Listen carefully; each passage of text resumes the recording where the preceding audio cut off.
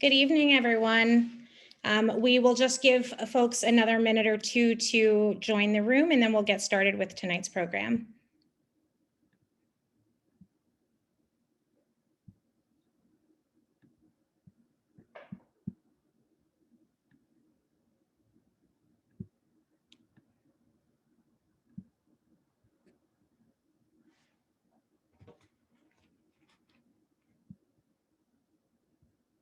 Hi, everyone. Welcome. I'm just waiting for people to continue to join the room. If everyone can switch your chat function to make sure that it says panelists and attendees, and feel free to introduce yourself in the chat.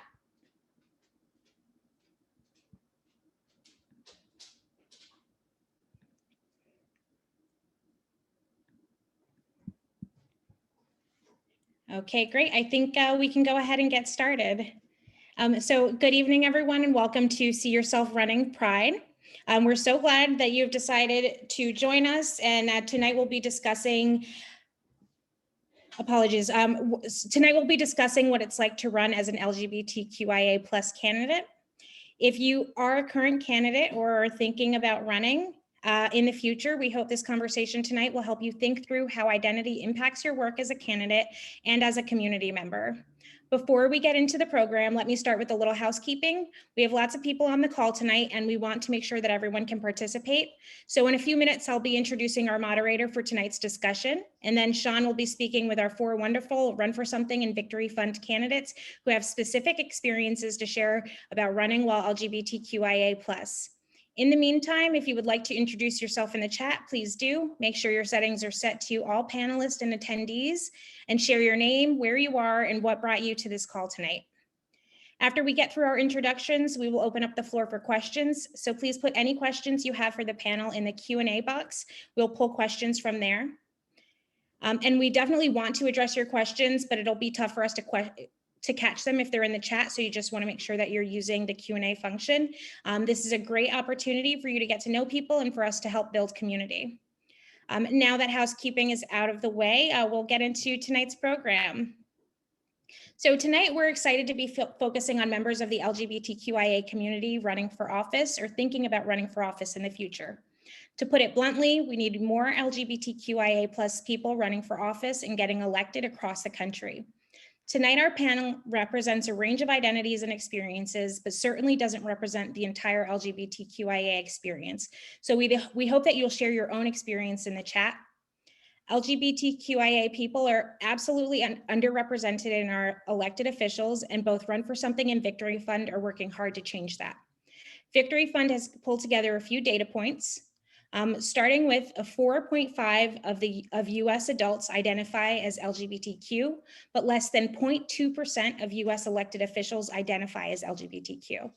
We need more than 22,000 more LGBTQIA+ people to be elected in order to achieve equitable representation. I also want to briefly undercut the belief that LGBTQIA candidates or any candidate can only be elected in communities where their identity or ethnicity or race represents the majority of voters in their districts.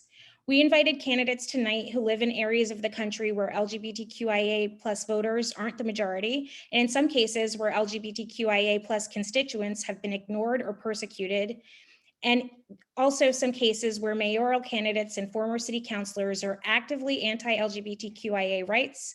We're looking at you, Lincoln, Nebraska. At Run for Something, we believe you can't be what you can't see. So increasing representation from young LGBTQIA candidates is one of our key objectives in 2021 and beyond. We want to do more than just encourage you to run. We want to create an environment where you know you will be supported and uplifted for all parts of your identity. Tonight's call is a place for us to come together as a political community invested in LGBTQIA+ candidates from all walks of life to provide honest advice, answer questions, and create a community of support that you will need when you step up to run for office. So I'll start off by telling you a little bit more about Run for Something, and then I'll introduce Sean, who will fill you in on Victory Fund and introduce our panel. Broadly, Run for Something is about encouraging young, diverse progressives to run for office, especially at the down ballot level. More specifically, Run for Something endorses diverse progressive candidates who are 40 and under, running for the first, second, or third time, and running for down ballot offices, which includes city council, mayor, county commission, state legislator, school board, county clerk, sheriff, or district attorney. Since Run for Something started in 2017, we have identified more than 75,000 young people who want to run for office, and we've endorsed over 1,600 all-star candidates in all 50 states. So far, Run for Something has elected more than 500 candidates to state and local office, and our winners are 56% women, 56% people of color, and 21% LGBTQIA+. You may have seen our social media work or National Run for Office Day, which are just a few of the ways we encourage young people to run. And we also provide customized coaching for our endorsed candidates to support you through every phase of your campaign. We provide resources, trainings, and connect candidates with partners who can help their campaigns. We also work with our alumni to support current candidates and to make connections that will help them govern successfully once elected. We do this because we know that the more young, diverse, and exciting progressives running strong grassroots campaigns in every community will increase immediate turnout for Democrats up and down the ticket. And this will help build political power for often underrepresented groups across the country. But it will also change the conversation about who is electable in this country. At Run for Something, we focus on down ballot races because we know that these local, county, and state offices are often the ones with the most direct influence on people's everyday lives. Elected officials at this level are the ones that set police budgets, determine local anti-discrimination ordinances, and set housing and commercial zoning rules that can define our communities. Down ballot offices determine what our kids learn in school, what reproductive health resources are available in a community, and who gets access to the vote and how elections are run. And racial justice and anti-racism starts at the community level. So as we all work to dismantle white supremacy and the racist institutions that surround us, it is crucial that we elect down ballot candidates that will engage that fight with the focus we deserve. So we truly hope this call will either help you in your run or convince you to consider running in your community. Now, with that said, I'd like to introduce our fabulous panel moderator this evening. We have Sean Malloy from Victory Fund. Well, thank you so much. So excited to be here. I'm Sean Malloy, Vice President of Political Programs at LGBTQ Victory Fund. We work to elect LGBTQ people to office at all levels, all across the country. As was mentioned, we are vastly underrepresented in government. Gallup actually just updated their numbers. We're at 6%, and that means we need to elect at least 28,000 more people to have our baseline representation in government. But young people are identifying at over 16% as LGBTQ+. And so that number is only going to continue to grow, which means our mission is that much more important. Victory works to support people who are running for office in a lot of ways. We have a partner organization, the Victory Institute, that actually trains people who are running for office or looking at running for office, LGBTQ people. There's trainings coming up, one in Boston, one in San Diego at victoryinstitute.org. You can learn about those and sign up to do those. They are really, really great 3-day trainings that show you the full intensity of what it means to run for office. Additionally, Victory Fund endorses LGBTQ candidates that meet the criteria of being an out and proud member of the community who will work to advocate for the community while in office. They will also have to be pro-choice and believe in the fundamental right of privacy as enshrined in the Constitution. And they have to have a viable plan to win. And so that means they actually have to instill a lot of the training that Victory Institute, Run for Something, and so many of our other partners help provide and then actualize it. After looking at that, we have an endorsement board, our campaign board, which is always looking for great people around the country who actually endorses and then supports those candidates through fundraising and donating directly to them. And that's one of the main areas Victory provides to our candidates. We don't endorse every LGBTQ candidate because there's only so many resources to go around. We're working to change that, but that board works to help lift up the most viable LGBTQ candidates that it can. Additionally, my team at Victory works to consult and help recruit people run for office. So if you're interested, I know there's some people saying things in the chat. But we also track all LGBTQ candidates who are running. So even if you don't want to apply for endorsement, you're the only candidate running, or you don't, think you're going to meet all criteria, whatever it might be, we still track all the LGBTQ candidates that are running. And the Victory Institute, our partner org, tracks all LGBTQ elected officials in the United States. You can see how underrepresented we are at outforamerica.org. We're still at less than 1,000 out people elected across the entire country. And you can see everyone who has let us know that they're serving and that we've engaged with there. And lastly, we also work to convene and help people learn from each other. And so our institute actually helps make a conference, an international leaders conference, happen every single year. This year it will be in person. It's in December. It's going to be a great time. We didn't get to do this last year in person, and I think folks are really excited to come convene, learn from each other, and help make sure that we are doing all we can to get LGBTQ people elected and support those who are already in office, because we also need them to move up the ladder to make sure that we do get an LGBTQ person in the White House at some point in the future. And so I'm excited to get the panel started. All of these candidates were or are endorsed by Run for Something and LGBTQ Victory Fund. They're amazing people who have stepped forward to do this important work. And win or lose, we consistently see that when an LGBTQ person steps forward, they help empower someone who hasn't come out yet, that someone is worried about being out, whether it be at work, to their parents, to their friends, and they feel empowered to come out, which, as Harvey Milk said, is the most powerful thing that you can do.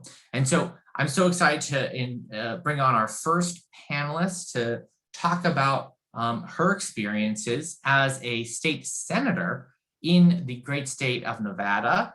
Dallas Harris was appointed to the Senate in 2018 and has led on a series of issues, including workers' compensation, LGBTQ rights, and is one of 4 out legislators in Nevada. Welcome, Senator. Thank you so much for having me. It's always a pleasure to be with Run for Something and with Victory Fund. I think my job here is to talk a little bit about my experience running as a out candidate in the state of Nevada, and so I'll endeavor to do that. The first thing I want to note is how important it is to have representation out there. I know it's been mentioned, but it's worth saying again, representation matters. And so to each and every one of you who are on this call and are thinking about running, do it. One of the greatest pleasures, one of the greatest prides that I've been able to take and have as an out legislator in Nevada is not being the first one. Believe it or not, here in Nevada, I am not the first openly gay Black African-American female in the Nevada State Senate. Senator Pat Spearman came before me. And so I am who I am. I have the opportunities I have because of the choice that she made to run. And so you can be that for someone else. Don't be afraid to step out and be the first. With that, there were, of course, all of the traditional challenges that I imagine you all could think of, right? I'm married. My wife and I have a son. We just adopted a baby. She was born on May 30th. So we're pulling baby duty hours here.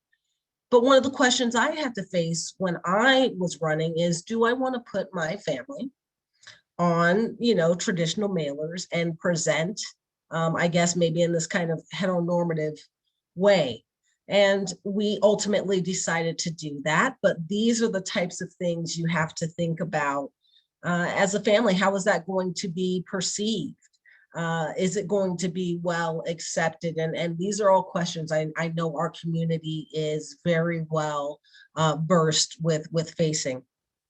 I will say this, because there are so many out candidates in Nevada, I had a great support system with people who were there who had already done this and were willing to have my back. I knew that my caucus had my back. And so it's very important that if you're going to do this, you find a squad, a group of people who are going to continue to pump you up on those days where you just have to keep going, because those down days are going to come.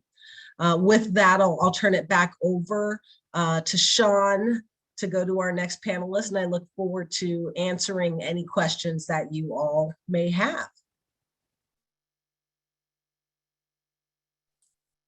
Thank you so much, Senator. So happy to see you again. I'm excited to welcome our next panelist, who was a 2020 candidate for the Florida State House of Representatives in District 118. Not only a friend, but a press secretary for the Sierra Club, was the chair of the Miami-Dade Democratic Party, and an amazing candidate that really helped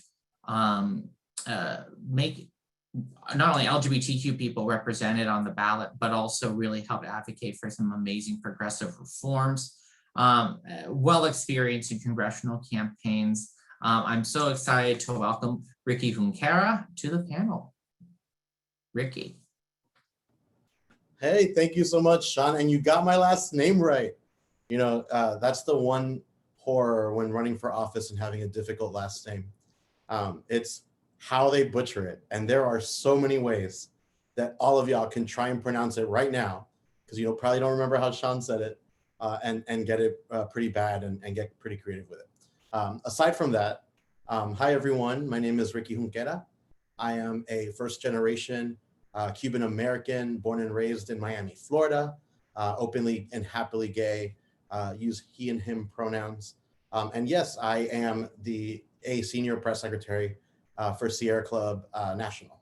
I love my job, I love my career. I also turned 35 next week. And I say this all because, jumping to run for office is probably one of the hardest decisions you'll make.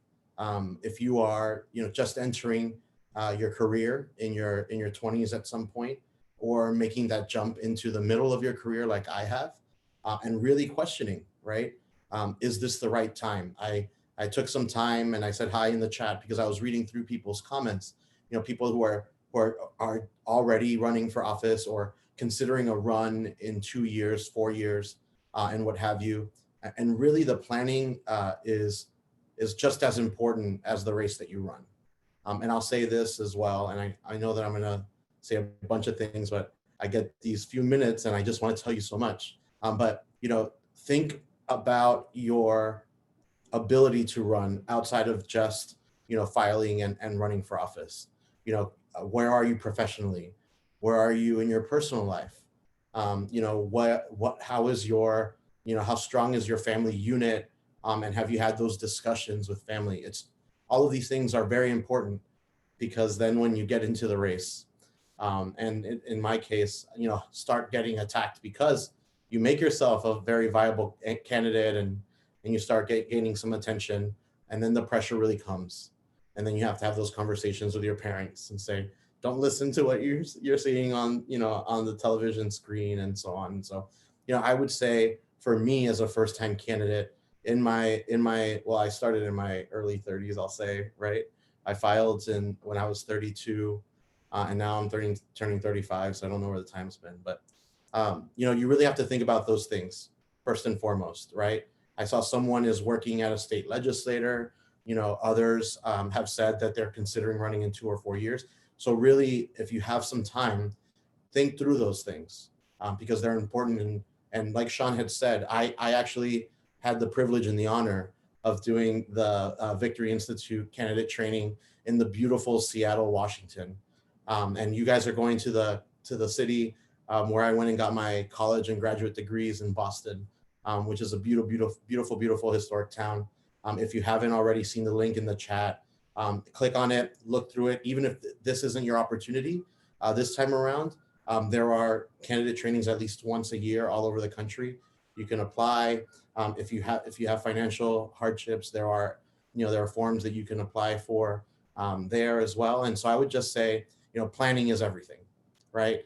Think about it, talk to your friends, talk to your family, and see where you are, and do a gut check. Do the Skittles test on the weights, or M&Ms if you don't like Skittles. And then, running the first time, right? If you are looking to run for public office, it's not just that one seat, right? It is an opportunity to represent your community, to be able to enact change. Like Sean said, I've done non-elected, I've held non-elected positions and been able to get a lot done in those capacities. But for me, it's always been, I want to be a leader in my community. And that's just not the Cuban American community.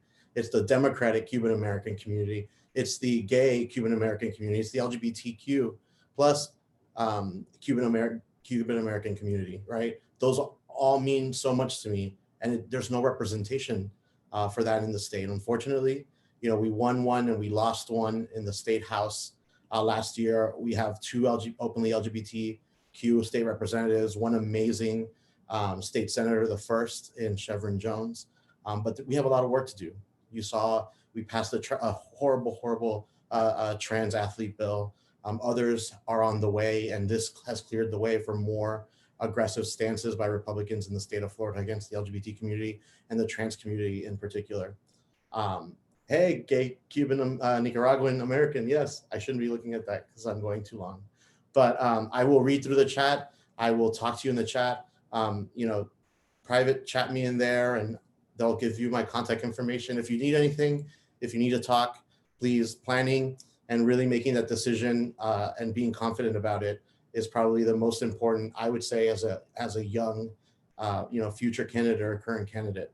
And then obviously fundraising. And, that's why Sean's and the Victory Institute's candidate training will help you with communications, will help you with strategy, will help you with fundraising 101. It's very important. And yeah, I'm going to stop talking now as well so that we can get to more questions. And then that way we have more time at the end for even more questions. Thank you so much, everyone, for being here. I'm super excited to see all the beautiful colors in our rainbow on the screen and in the chat. Thank you so much. Thank you so much, Ricky, for all you do, truly.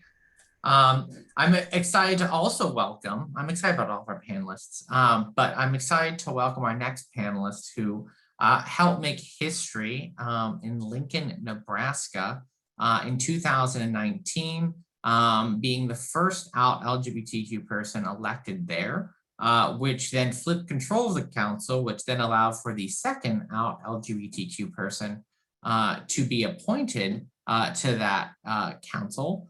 And just this year, that woman was re-elected and another LGBTQ person was elected to the Lincoln City Council. And there are only a total of 9 out people in the whole state. 3 of them serve with our next panelist, Councilman James Michael Bowers.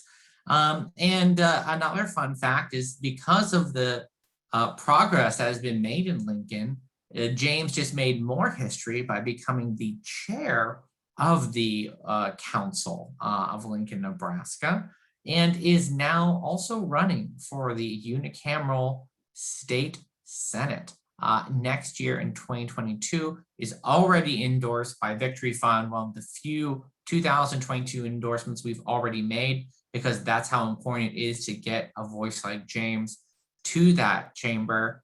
Please welcome Council Member James Michael Bowers. Thank you so much for having me on. I really appreciate the opportunity to talk with everyone. I'm going to just talk very briefly a little bit about my history, because there's going to be a moral to the end of this story that I really want to share with folks.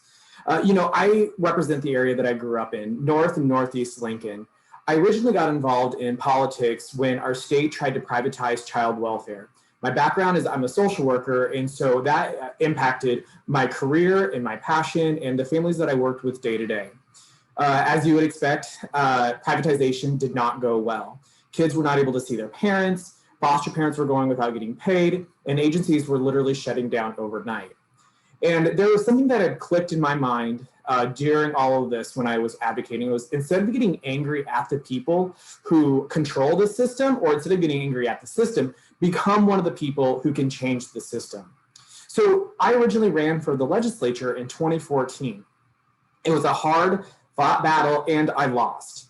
I lost, and it was painful, and words can't articulate what that experience was like. But I stayed involved.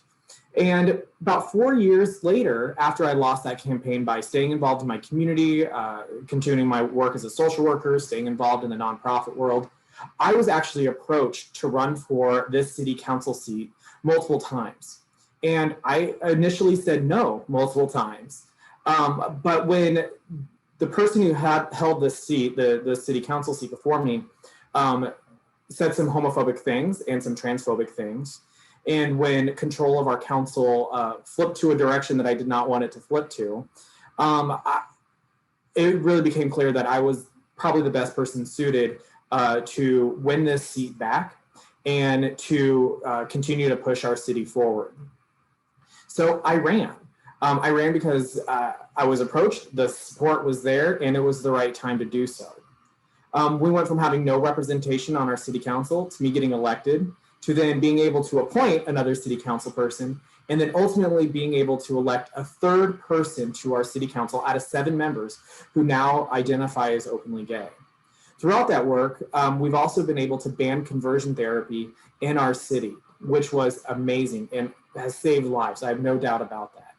So as painful as that first loss was, and as hard as that was, I don't regret losing at all that first round, because of that loss, it's what opened the door for people to take me seriously, to be a candidate again in the future. It's what helped me have donors that had supported me in the past, that helped me have data to know which folks may have already been a possible voter for our campaign in the past. And we already had that network put in place, which allowed this to be successful. My city council district actually voted for Donald Trump. And it was because people knew who I was, because I grew up with them, because I was a social worker in our schools, and because I had a therapy practice here, that people then elected me to this position. And if it wasn't for that initial loss, we would not have a near majority of openly gay individuals on our city council. We would not have conversion therapy banned in our city, and we would not be pushing our city forward. So if there's one moral that I would have for that is, even if you lose a campaign, the sun will still come out tomorrow. There will still be a future. There will still be a hope, and there will be a time for you to run again. So please don't let one loss or the fear of a loss prevent you from running.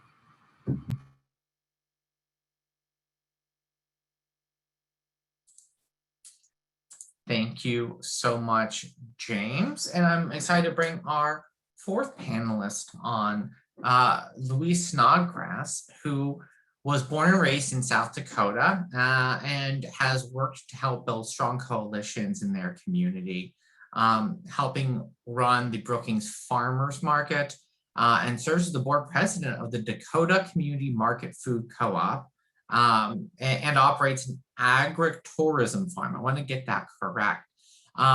They spearheaded community-led initiatives such as the first Pride Festival and community trash cleanups, and is a leader very much in their community. Louise was one of Victory's spotlight candidates last year, which means an extremely important opportunity for the LGBTQ community. And that's because they were the first openly genderqueer candidate to run for state office in South Dakota. This was last year. They were sadly unsuccessful, but we know that they have a future ahead of them. Welcome, Louise. Hi, everyone. Thank you for the very kind introduction. Yeah, so like Sean had said, I was born and raised here in South Dakota. I currently live in a rural red district. And although Brookings itself, where I do live, is a little bit more moderate than the rest of South Dakota has a really bad reputation for leading the country in anti-trans and anti-LGBTQ plus legislation. And that is originally what really motivated me to get involved in politics here in South Dakota and in my local community. So when I decided to run, there's a lot of backstory there, but essentially somebody within my district came to me and said, you know, within my community, hey, we need to find somebody to run for office because our community pushes I would say the older and more established and wealthy white people to run for office, no matter what your party affiliation is. And so my group of folks, we were determined to find somebody who represented more of the actual Brookings person within my community. And as we were running around looking for somebody to run, the community kept pointing its finger back at me and kept saying, hey, why don't you run? And that was a huge undertaking for me. I'm 25 years old, or I was 25 years old at the time. I had a hard time envisioning myself taking myself that seriously and envisioning myself wearing a blazer and shaking hands and knocking door to door and speaking at public events and knowing every number of every single piece of legislation that goes through the state capitol. I had a hard time wrapping my head around that.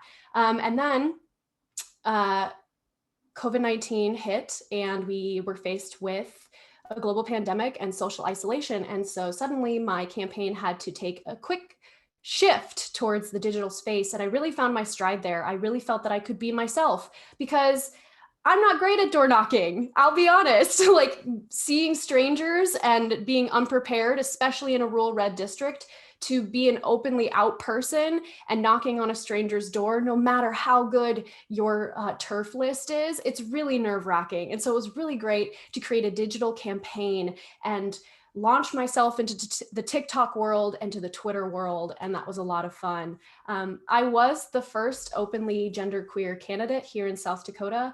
I did run alongside of, or I didn't run alongside of, but during the same campaign season, the first trans woman ran for state office here in South Dakota on the other side of the state. And so we became great friends. It's really awesome to see that previously in South Dakota, we have seen very few queer candidates, and every single year we are seeing an exponential growth in the amount of queer candidates that are running for office here in South Dakota, which is so vital.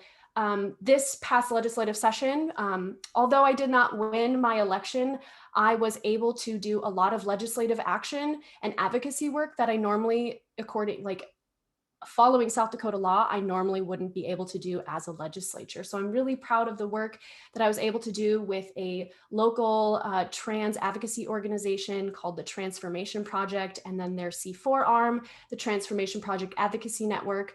I was able to work with them to put an end to 3 anti-trans bills and start necessary conversations to make sure that in the future, our representatives understand that those bills have no place in our legislature and are very damaging to the community of South Dakota as a whole.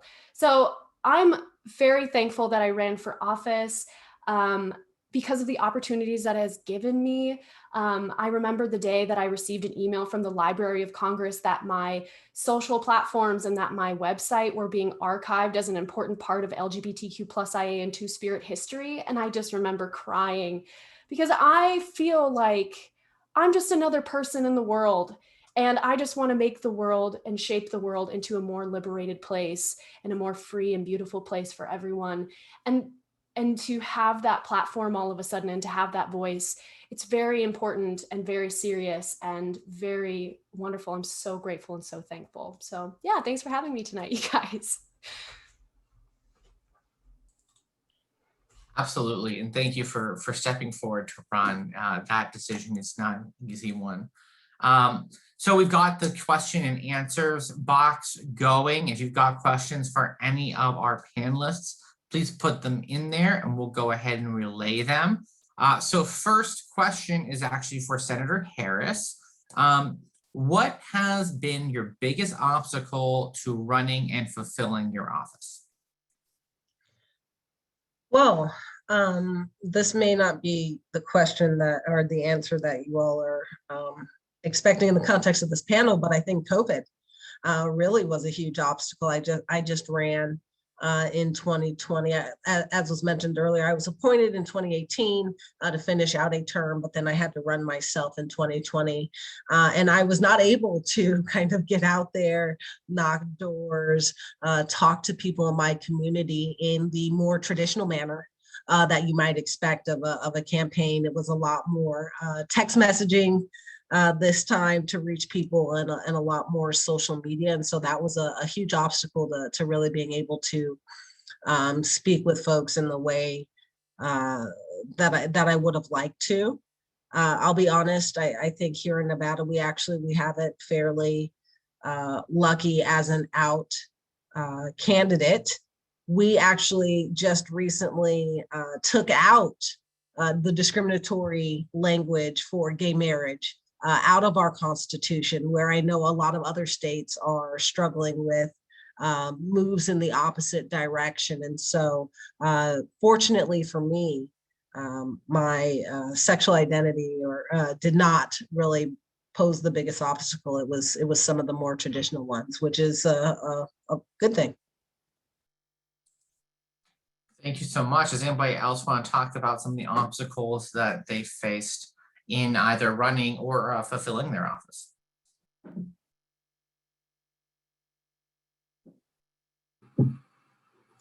So just the question is like one of the difficulties in running for office or fulfilling office. You know, I think one of the difficulties that I've had in fulfilling my office is I'm a public school employee by day. I'm a social worker, and a lot of these jobs don't come with high pay. A lot of these jobs don't come with health insurance. And you have to be able to realistically plan that if you want to serve in office and do that effectively. And so being able to balance out my duties as a elected official, my duties as a social worker, and there's a lot of overlap, but being able to balance that out with the realities, the financial realities and the health insurance realities has definitely been one of the harder things that I was not necessarily expecting. So be aware of what position you're running for and what the commitment's going to be and what the compensation will be. Actually, I can respond to this in a way, because I was reading, like I said at the beginning, reading the chat. There's a lot of people when they were introducing themselves that talked about running in a red district, right? In a borderline red district or a heavily red district. You know, I will say, you do hear about, you hear stories like we did in Miami in 2018 of amazing progressive candidates coming into a R+12 district and being the surprise victor of an election cycle. And, you know, my district was a R+ a lot district, but it's more so about, you know, if no one tries to run, right? In some of these districts, you don't know what could be. You know, a lot of these districts go without a competitor for a very long time. And sometimes, you know, if you are very young, that's why I said first, you know, your first election isn't always the most important. You learn so much from it. You know, doing it once and twice, most people do not win on their first try, but you keep on trying and you get data back. And that data feeds into the local party and the state party, which informs larger strategy, right? And so I would say, you know, don't feel discouraged if you're considering running in a leaning or a stronger Republican district. You know, I did, and we learned so much. But yeah.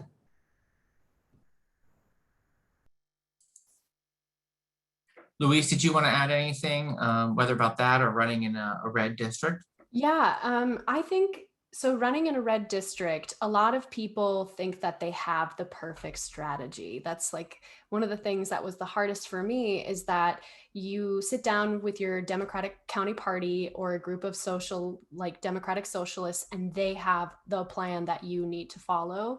And so it's really important to stay true to yourself and choose the plan that, like, piece together a plan that really suits who you are as a person and a candidate, because in the end, if you're being inauthentic, it's going to be extra exhausting and it's going to be pretty obvious. But then I had a lot of ageism, I would be honest, against my campaign, both within my own party and externally. And I had a lot of negative press from very conservative bloggers. And at some point, I just had to ignore it. Some of it was very empowering, I will be honest. Like, oh, they're paying attention to me. Great. I love the press. But that was one obstacle that was really hard to face, is that there are going to be people that don't want to take you seriously and don't want to support you no matter what, even if they're, somebody that you've had dinner with, even if they're somebody who you're best friends with their daughter. Like, it doesn't matter. There are some people who within a red district, they'll never toggle their worldview to vote for you. So that was one thing that was really hard for me. Can I add one thing about the red district question? One of the things that I learned early on was let people who disagree with you vote for you, right? There was plenty of Trump Bauer supporters, and it was hard for me to like wrap my head around why someone would support those two candidates when they're not alike. But, it's not your responsibility to get the person at the door to vote for every other candidate unless you're doing a coordinated campaign, right? Let people who disagree with you on issues vote for you if they're going to vote for you for whatever reason. So be okay with people who are of the opposing party split their ticket and to support you, and don't feel like you have to convince them of all of your issues. If they're already on your team, they're going to be on your team. Thank you.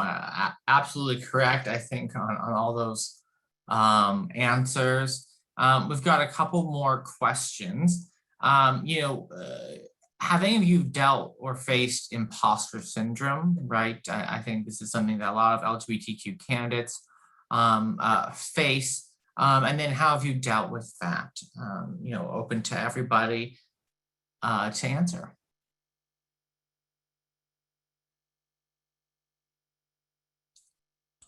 I'll be honest and say I haven't fully dealt with my imposter syndrome. Every day I wake up and I can't believe what I'm doing, and I have a really hard time taking my own self seriously. But really letting some of those thoughts mute themselves and just focusing on your work, I've found has been the most helpful. You can see what you're doing in the long run, and sometimes there might be things that you believe are hiccups in your day-to-day, but in the long run you're doing so much more, and you have so much more impact than you can realize by looking at your microscopic day. So that is one thing that I do when I have that imposter syndrome. I take a step back, try to mute those thoughts, and look at the big picture.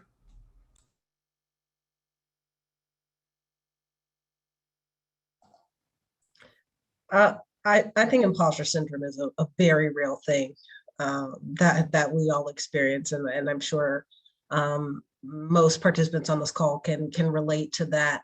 I'll say for me, one of the things that has been the most helpful is having people who have done this support me in my endeavor, right?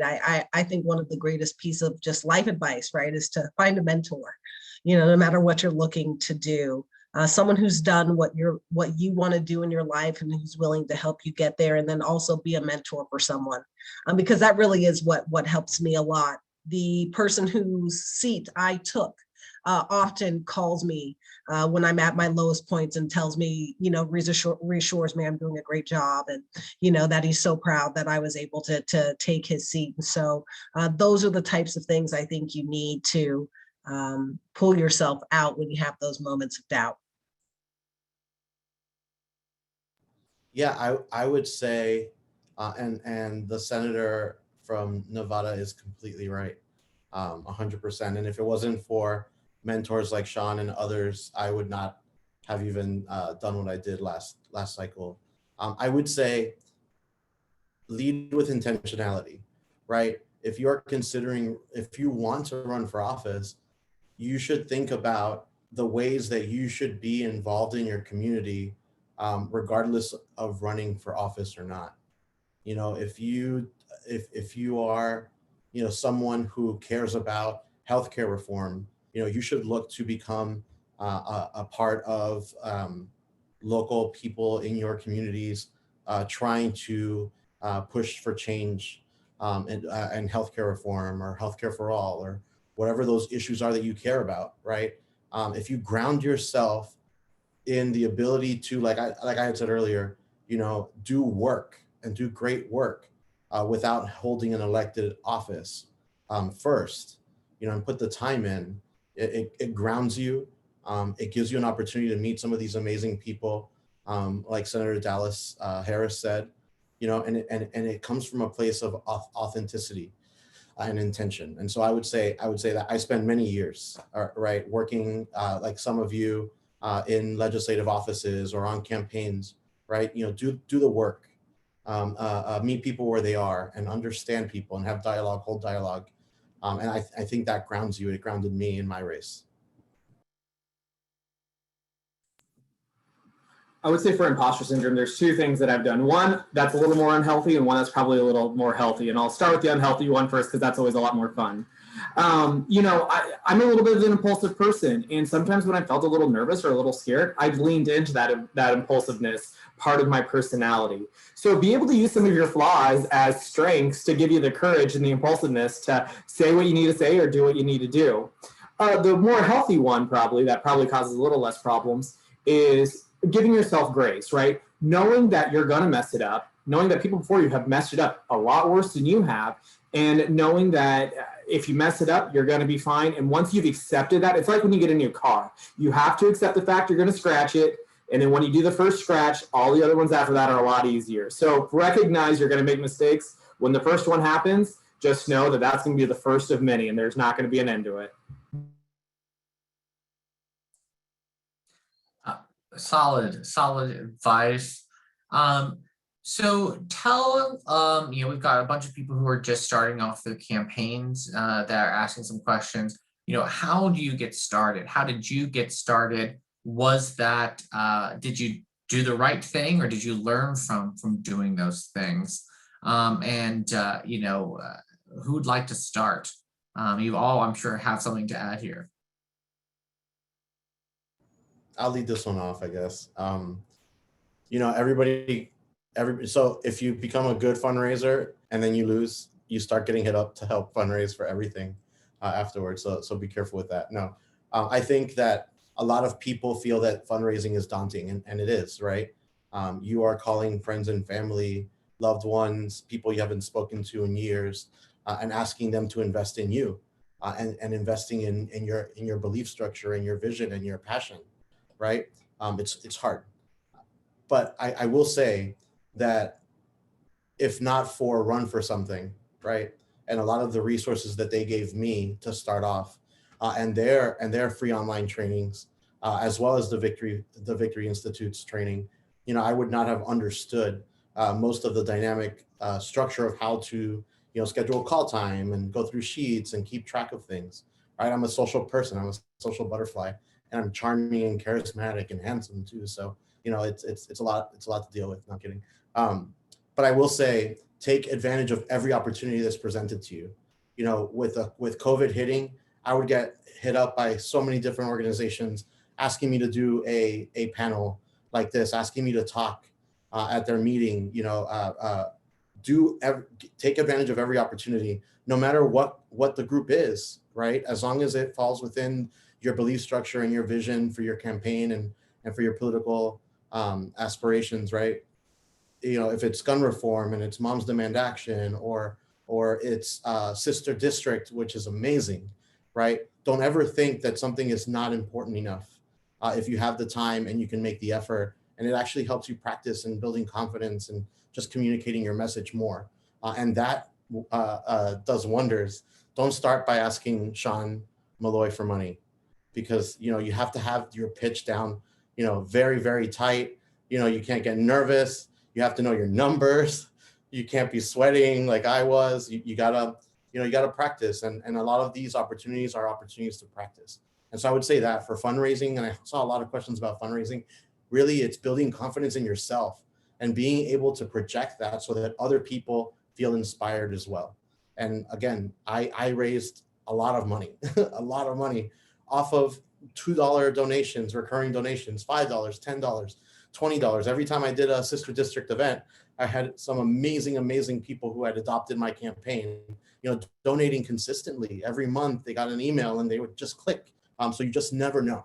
And so do the hard work, like I said, be intentional, and fundraising will come naturally more to some than others. But if you work really hard and you focus on being intentional, I think that you'll succeed. So I'll give a little bit of advice. I think that's maybe a little state specific. I hope it's not. I hope it's applicable everywhere, but I haven't run everywhere. So I just want to give that caveat. For the state legislature here in Nevada, one of the important things that you generally want to do is seek the endorsement of the caucus you're attempting to join, right? And so I am a Democrat in the Nevada State Senate.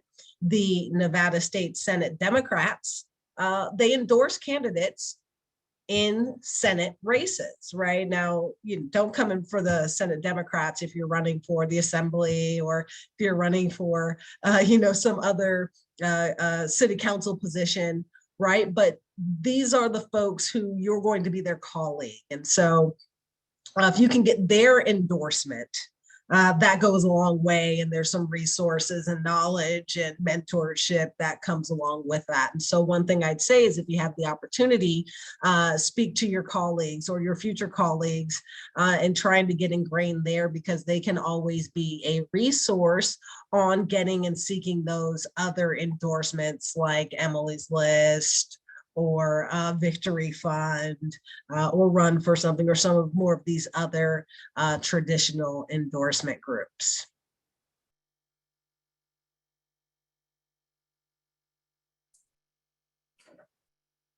Louise, James, do you want to give any advice for the first thing out of the gate for candidates?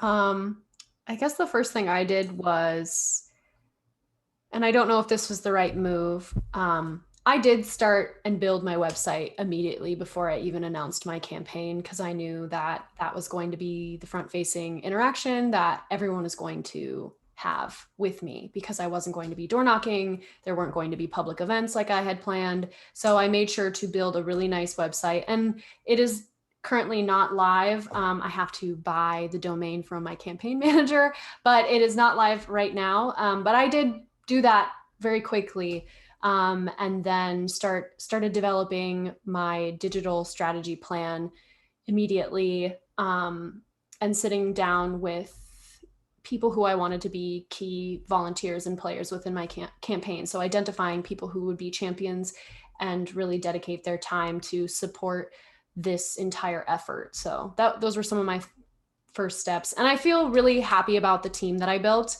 And I just identified people within my own community who had an interest in politics and who had amazing skills and talents that they wanted to utilize to shape a future for South Dakota. So that was one step that I had in the very beginning that worked really great. I would say right off the gate, know your numbers. Know the district that you want to run in, look at the voter breakdown, know what your vote goal is going to be, know your numbers, and be realistic about it. I think one of the more frustrating things that I hear from folks that are popping up is this almost like no one owes you anything, right? Like no one owes you their support, no one owes you their money. And I think that newer candidates sometimes think that just because they are running, that they are going to be the person that everyone throws all their resources behind. But if you don't know your numbers and you don't know your network and you're not realistic about your plan to win, then there is no reason why other people should blindly throw resources at you if you do not have your roadmap and your tools for success. Very true. I can't agree with that enough. knowing your numbers is very, very important for every single thing that you do in your campaign. The donors are going to ask, the organizations that could endorse you are going to ask, and the press is going to ask, right? And so you need to have that narrative as well. If you're running in a tough seat, you can own that it's tough and create a narrative of how it's going to change, right? And talk about that to different donors and organizations. Some might stay out because it's a tough haul. Some might come in and buy into that narrative. You have to create that. And so we have a couple questions about, figuring out what to run for, maybe being secretive about, what you want to run for, exploring that maybe once you're in office, maybe moving up the ladder. And also kind of, dealing with party organizations. Senator Harris kind of touched on the caucus, but tell us about, like endorsements in primaries and not being the preferred candidate, queer people, young people, not always looked to as the preferred candidate. Any advice on how to navigate letting people know you want to run for something down the line, and then dealing with the party that might not be with you?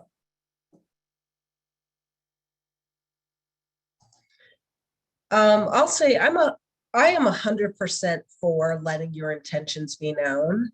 I think that there are maybe some legitimate circumstances where you want to spring it on people, but I can't really think of any right now. Generally, I think what happens is if you let people know what your intentions are, as opportunities arise, people think about you. Oh, that's right. I know X, Y, and Z who lives in this area who just told me they were interested in running. And then that's how your name gets referred, right? And the ball gets running. And so I think it's a great advice to let people know what your intentions are, that you're interested, that you're considering it. Talk to the people who you normally talk to when you make big decisions, your parents, any other maybe mentors, family members you may have, to think about if it's something that you really want to do. But I would suggest you definitely let people know. There is, of course, always the chance, as I said, you generally want to seek the endorsement of the party or of the caucus you're going to join. There's always a chance that you're not that person. And so when you're in that circumstance, you really just have to work that much harder. I would never encourage anyone to give up just because they are not the chosen person. It just really means you're going to be fighting against some additional resources. And people who are not endorsed by the caucus or by the party do win races. It happens. So just know you just have to grind it, pick up that phone and probably dial that much more, knock on that many more doors in order to reach your vote goals, but don't give up on that by any means.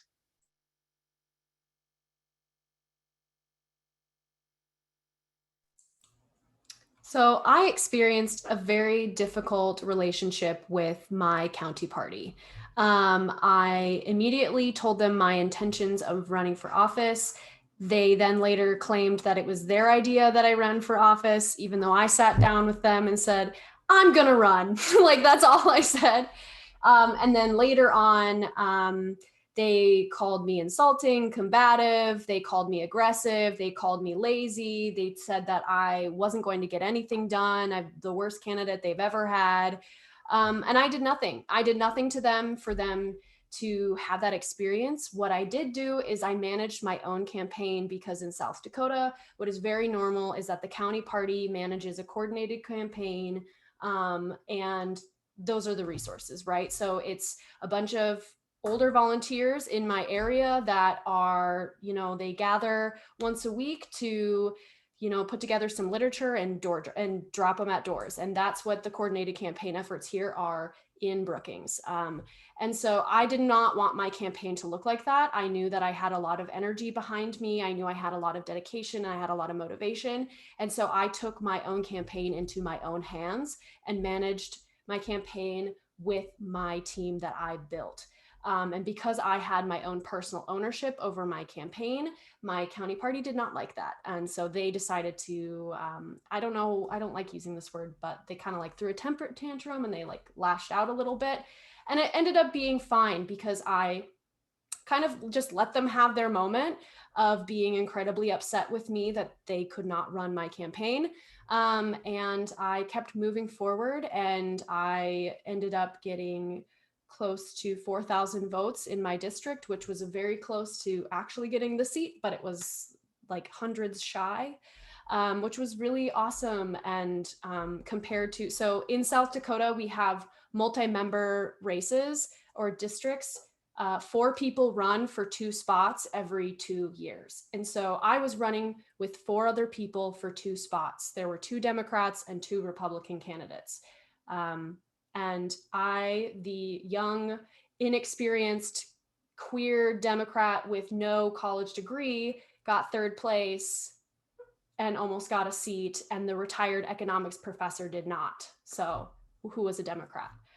So hold your ground. If you know what you're doing and you are really like, you have mentors behind you who believe in you, and you have a team that believes in you, and your county party is not cooperative, it's okay. You know what you're doing. Not every county party, not every state party is the mecca of party of like political knowledge. So. I'll just add to that, and Sean knows this because we've been friends for a very long time, but, and I saw some people asking this question. I moved back home to Miami in 2017 with a fresh face, just, getting it, like I said, in my early 30s. And I was like, my best buddy and my former candidate, former Congressman Joe Garcia, said he wasn't running for his old congressional seat. I said, I'm moving back home. I met with the DCCC in DC, and I moved back home and I filed for the seat. No one else had filed. I then later find out that someone filed on the same day as I did, and that the powers that be decided that a amazing female candidate, first time Central American candidate with a beautiful family was a better choice than the single young gay man, even though I was Cuban. And they pushed me out of that race for the congressional seat that I had run the field program for 10 years. And so, I decided then to stick it to the man and say, I'm not your choice now, but I am going to take everything over, and I'm going to show you, that young progressive candidates, no matter, what your background is, can come in, can again, lead with intention. Within the year, I was the chair of the 3rd largest county Democratic Party in the country. I led the 2018 congressional pickups of Congresswoman Donna Shalala and Congresswoman Debbie Murkosal-Powell. And I built a lot of, goodwill. And then in 2020, I decided to step down and run for state house. And yeah, I lost. I lost in a heavily Republican district, but I took a shot, right? I was not confident because of what happened in 2018. And I took a shot and I shot in the dark and I lost. But now fast forward, and I talked to Sean about this a couple months ago, I get a phone call from the DCCC telling me that Debbie Murkosal-Powell has other ideas and is not going to run to take back her congressional seat, and that I'm their top choice. And so fast forward just 4 years, and I'm getting the phone call because of strong fundraising performance, because I'm able to articulate a message, and I lead with my intentionality, and I say that a lot, and I know people roll their eyes sometimes, but it carries over. People feel it, all right? And I've now become somebody that they want to run for Congress, and they want me to run for a state Senate seat that we lost in the last cycle by 35 votes. They want me to run for city commission, and I'm sitting back and saying, now, after taking a shot and being told I wasn't ready and I wasn't the one, to then running and taking a shot and losing, right? I'm now sitting in a place where I have some experience. I've made meaningful relationships, and I've shown that I can do something. And so I think that more than anything is what I wanted to relay in this conversation, right? It's like the first time isn't the end of the world, for sure. be passionate, run for a seat that you want, right? And whether you win or you lose, leave it all on the table. And if you do all the things and you do it well, and you focus on all the right things, you know, you'll get to be able to have this opportunity where people are coming to you now and saying, hey, you know, what are you doing? And right now I'm like, yo, chill. I just got a promotion, you know, to senior level at my nonprofit. And I'm just chilling here, making some good money, and running for office is hard work. And so, you know, then you sit back and you make that decision. But anyway, I just wanted to say that story. I want to add one thing to that. Of course, you can win if, you know, the parties aren't supportive. You know, there's always a path, right? Like if you're able to forge that yourself. But one thing I like to remind folks of is that if your base is not excited and energetic about your race, take an honest reflection of that. Is it that you haven't proven yourself? Is that there's some sort of weakness in your campaign? Is there some sort of concern? I'm not saying don't do it. I'm just saying use that as an opportunity to do an honest reflection on your campaign and what needs to be changed in order to get people energetic and excited about it, especially if it's supposed to be your base.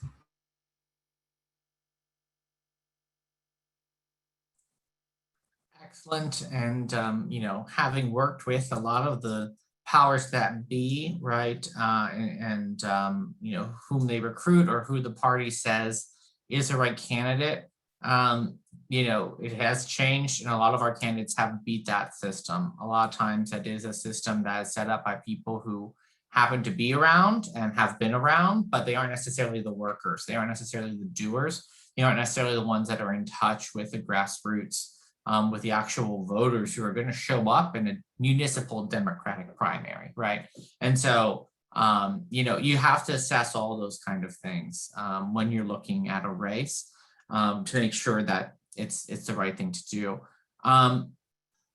Quickly, we had a couple questions around, you know, kind of policy, shaping policy. You're being really caught up in, you know, the nuances of policy. How do you, you know, take that and shape that into a message that's going to work on the campaign? Or, you know, do you even do that? Do you just kind of, you know, talk about what's important to voters and kind of give up on that until you might be in office? Do any of you have any thoughts on policy to politics kind of transition and translation?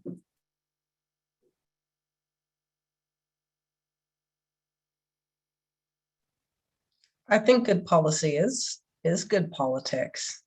The question often is just how do you convey that?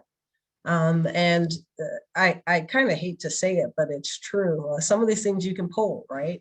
And I don't mean that in the sense of like what your position should be, but there are lessons that you can learn in the best way to convey that message, the best way to actually reach people so that they understand. And there's always this question of how deep into the weeds do you go? Because you're going to lose folks.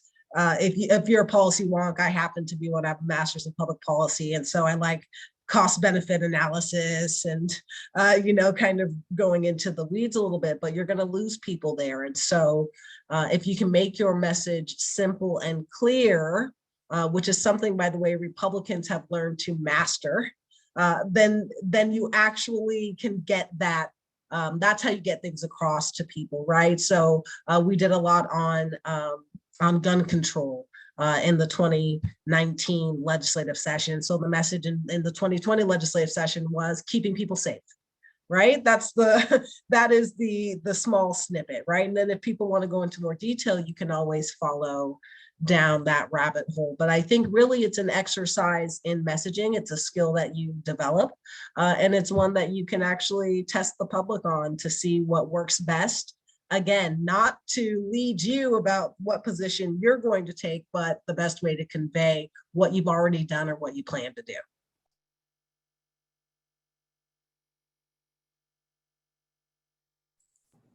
So I would say it's a yes and kind of response here, right? You have to test the temperature and know what your community feels on hot button issues. All the Democrats in Miami lost last cycle because the Republicans like bashed us on defund the police, regardless if we had a stance on it or not, because it was a great strategy for them. And so you have to have a position on the hot button issues of the time.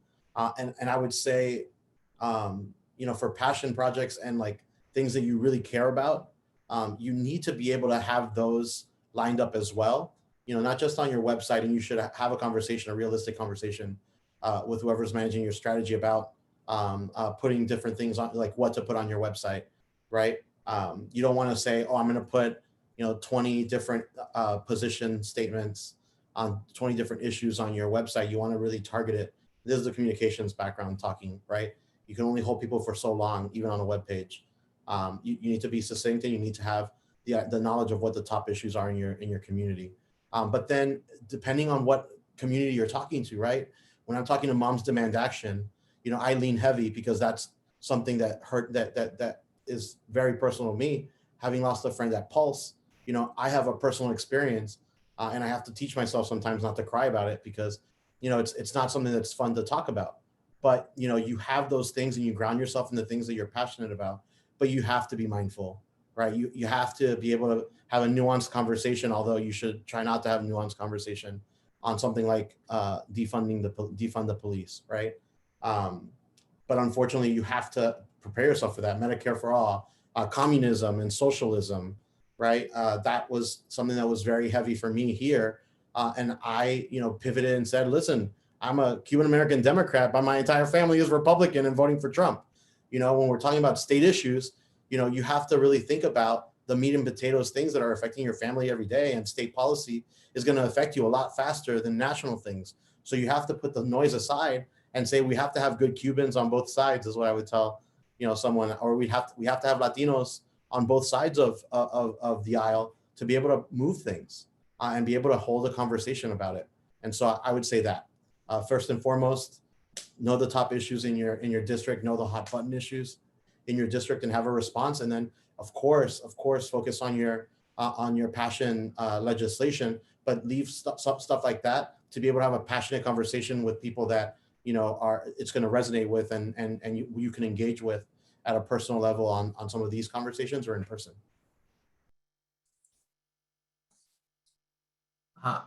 Thank you. I know that there's a lot of other questions in there, some about victory, right? We're a small team, so we try to get in touch with everyone. We will eventually, and we know that a lot of you are running, right? Redistricting is also happening this year. So, endorsing before a district is drawn is hard. So, please bear with. We also will be providing some redistricting resources. We've got 2 minutes left. Does anyone want to share their favorite door knocking story, as hopefully a bit of levity here at the tail end of our conversation? I'll start by saying I don't have one because I didn't door knock because I ran in the pandemic. I'm so sorry. If applicable, ask. Yeah. Well, I guess I can share kind of a random story. I went viral on TikTok and did not expect it. So that was like my weird situation. That is actually how I found out about your campaign. I love getting into conversations with conservatives. I told the Miami Herald in my endorsement interview that I run things past my really crazy conservative stepfather, who's like, a Cuban immigrant from the 90s and pushes me to crazy limits. And it's in those conversations that I start, to figure out how I resonate and how I get in with people. I knocked on the door of someone with both a DeSantis, the governor sign, and Donald Trump sign, but there was a 19-year-old female Democrat in that house. And yes, I had a boat on the side of the house. It looked super, Cuban Republican. And I knocked on that door. And this big burly Cuban man opens the door, looks at me and says, "Eres demócrata? Are you a Democrat?" And I said, "Yes." And he goes to close the door. And I said, "But my entire family is Cuban Republican." And he slowly opens the door back back up. He's like, oh yeah, where are you from? And I told him I'm from Westchester. I was born and raised in the area, and I was president at the at Southwest Miami High. And he started to listen to me. And I said, look, when you get down to the state level, it's really issues about what helps working people. And during the pandemic, I was able to lean on the fact that everyone is using social programs to get by during the pandemic. And this is what those social programs are meant to do. They're not meant to be, taken advantage of for years at a time. They're meant for specific times like these. And we need these things now more than ever. And I said to him, a joke, I said, you don't hear many people talking poorly about Medicare for all now that everybody is wanting that vaccine for free and all this other stuff. And he starts to have a conversation. He's like, well, in Spanish, he goes, well, I can be bipartisan. And he started like having this conversation. His wife runs to the door and says, what's going on? My son told me that you're fighting with a Democrat. And he goes in Spanish, no woman, we're having a decent conversation about being bipartisan. She goes, oh, well, I work at the hospital. And she started going off and on and on. She says, if Democrats would just focus on healthcare, then they would do so much better. Obviously, I had done my research and knew that my district was in the second largest Obamacare registration district in the country. And so Obamacare and healthcare is a very big issue for people, and they don't hold partisan opinions on it. They support it wholeheartedly. And so I did that, and I turned to Republicans, and they said, oh, our daughter's not here, but we'll make sure we all vote for you and Donald Trump. And I said, you win some, you lose some, and you don't get everything you want. Like, I wasn't gonna push it, but yeah, that was my fun story. And I have a really quick one. I early on actually had the chance, I think I went door knocking one time. And I happened to knock on the door of a state senator who had formerly held the seat in that district. And I did not recognize him. And I think he was a little offended by that. And then we went on to have a conversation about the borders of the district. And he was wrong. He challenged me on the borders of the district, and it turns out I was right. It ends on Desert Inn, not on Spring Mountain. And so that was a very interesting evening. I think the quick story that I would share about door knocking, and it was a very healing one. My father passed away when I was 13, and as I was going door knocking, my dad was a little rough around the edges, and knocked on this person's door. This woman answers and says, oh, you're a Bowers. I'm like, yeah. And she said, are you Mike Bowers' kid? And I'm like, oh, shoot. Like, it's probably someone my dad got into a fight with or whatever. So she goes and gets her husband and comes back out. The guy comes out of his house and he's like, you're Mike Bowers' kid, aren't you? And I said, yeah. And my father passed away because of alcoholism and would specifically go to this liquor store. And it was the owner of the liquor store who had told me about how my father's death had changed his life and how he sold the liquor store because of it. And it was this, we talked for a very, very long time, very, very healing. I mean, it was one of the top 10 moments of my life. Not a great levity story, but a very powerful emotional healing one nonetheless. Well, thank you all so much for sharing your stories. I'd love to pass it back over to LaVonna for our closing remarks. Absolutely. So before we go, just want to thank our wonderful moderator, Sean, and panelists for coming tonight. Senator Harris, Councilman Bowers, Ricky, and Louise, thank you so much for sharing your experiences and your wisdom. We also want to thank all of you for participating with your questions. These were awesome questions, and I hope that you were all able to pull a lot of value from our panelists' answers. Everyone who attended tonight will be getting an email from us tomorrow with resources from Run for Something and Victory Fund to use as you consider running or to support your active campaign. If you have not decided to run yet, we want to encourage everyone on this call, run for office, especially at the local level. We need you and we're here to support you. Thanks everyone and have a great night.